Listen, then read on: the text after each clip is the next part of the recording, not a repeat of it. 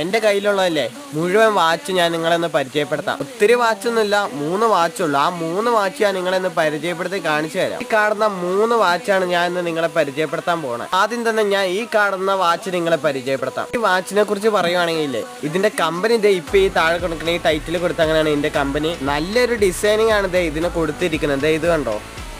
അടുത്തതായിട്ട് ഈ വാച്ച് ഞാൻ കാണിക്കുന്നത്. ഇത് കണ്ടോ. ഈ കാണുന്ന വാച്ച് ഞാൻ അങ്ങനെ അധികമായിട്ട് ഉപയോഗിക്കാറില്ല. അപ്പോൾ ഇനി എൻ്റെ കയ്യിലിരിക്കുന്ന ലാസ്റ്റത്തെ വാച്ചാണിത്. ഈ കാണുന്നത് ഇവിടെ ഗ്ലാസ്സിൽ ഇവിടെ ചെറിയ സ്ക്രാച്ച് കാര്യങ്ങളൊക്കെ പറ്റിയിട്ടുണ്ട്. ഇതുണ്ടോ.